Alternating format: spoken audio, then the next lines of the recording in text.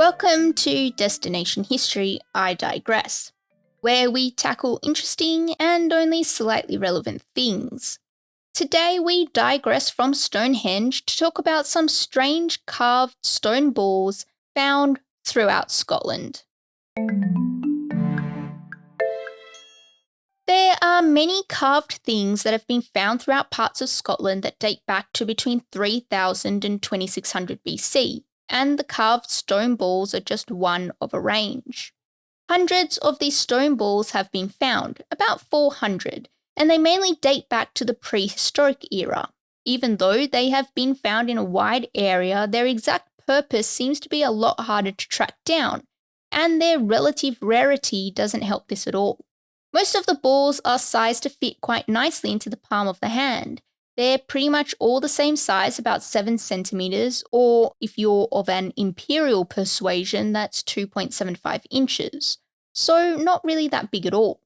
Most have been found just by pure coincidence and their location and exact contents not properly recorded, again making it difficult to pin down what they were exactly used for.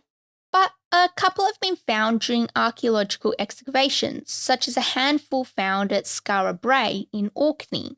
They were found at a late Neolithic site that was being excavated, and the context in which the balls were discovered makes it possible that they had some kind of ritual significance. While most of these stone balls have been found in Scotland, particularly Aberdeenshire, a couple seem to have made their way abroad. A few have been found in Ireland, Northern England, and one even made it all the way to Norway. National Museum Scotland holds the largest collection of these carved stone balls in Edinburgh at around 200, and they have a further 60 casts as well. But probably the most famous of the carved stone balls found is the Towie ball. It was found in Aberdeenshire during the 19th century and is pretty cool to look at. It has circles, spirals, and lines all carved into the stone, making 4 knobs. If you're keen to check out what this and other examples of carved stone balls look like, head on over to the Destination History Pod website. The link is in the show notes. Here's Hugo Anderson Weimark, the curator at National Museums Scotland, to tell us a bit more about this fantastic find. The Towie carved stone ball is the finest example of a carved stone ball from Scotland, and the motifs on it are just absolutely incredible.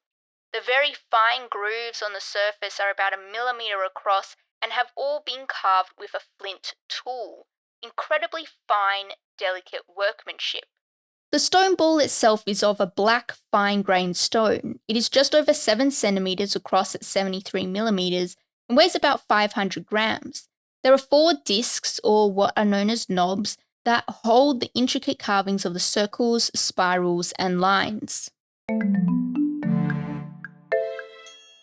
So because all the stone balls found seem to date to the late Neolithic period and are made from a range of stones, it shows the ingenuity of these prehistoric people. We must remember that the Neolithic people had very little tools that would aid them in the kind of intricate carvings found on the balls. It's also this ingenuity without the common use of advanced tools that makes Stonehenge such a head-scratcher.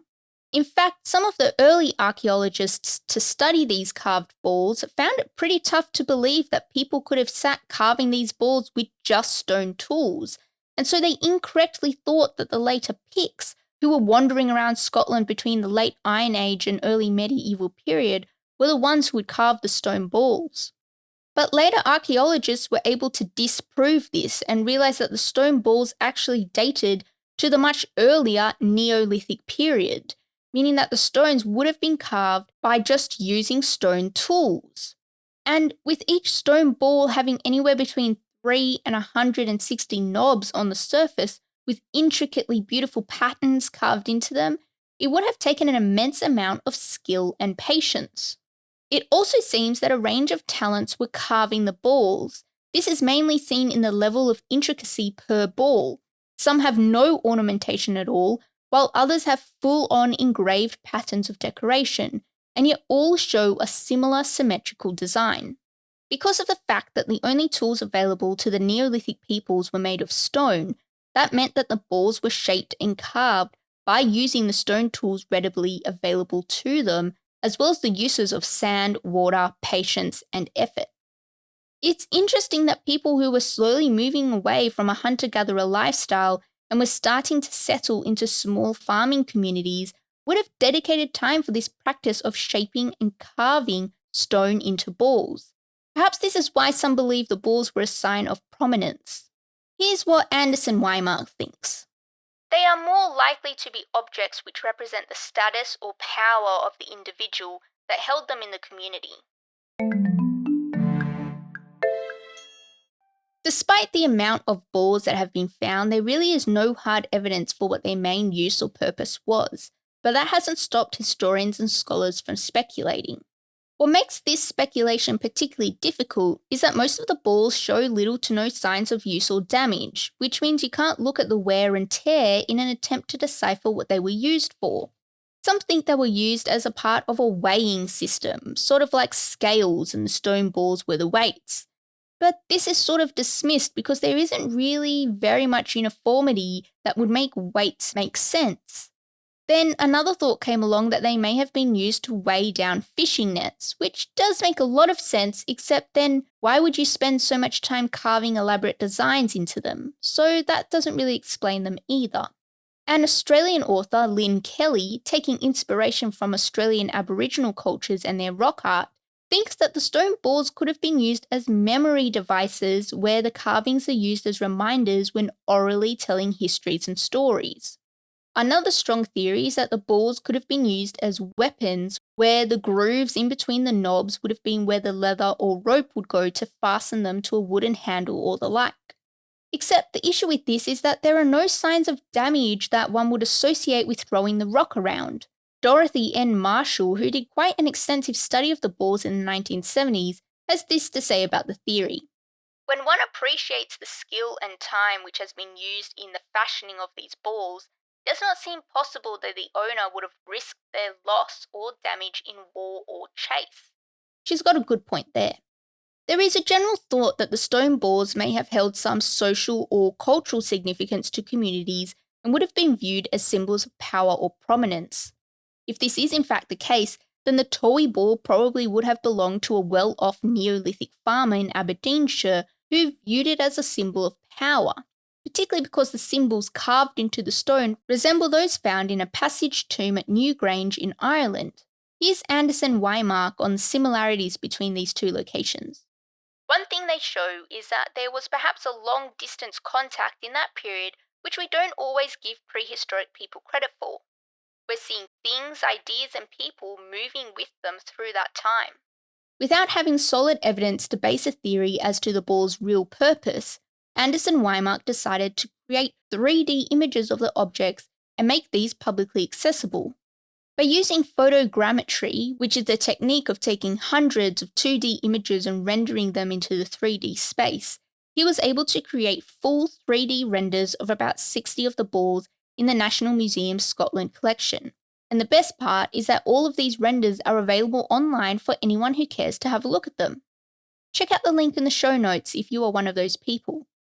By looking at the 3D renders produced, new information has been able to be seen, particularly in relation to the carving and chipping marks. Here's Anderson Weimark's 2 cents.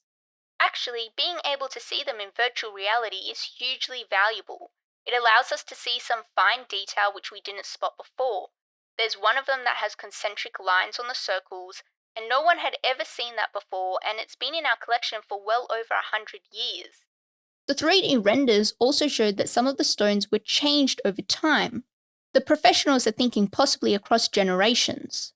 It's a little hazy at the moment on what this could exactly mean, but it definitely budges the door open on the possibilities in relation to the stone ball's purpose.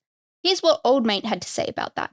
It's telling us how they worked and reworked over time. It's allowing us to explore that bigger story of how they were made and how they developed, which is potentially going to tell us more about that bigger theory of how they were used. It seems that the mystery of the carved stone balls will continue for now, even though we don't really have any idea about what their purpose was or how they were used. They are still pretty cool to look at. And to end, here's a word from everyone's favourite curator. Many of the ideas you have to take with a pinch of salt, while there are others that may be plausible.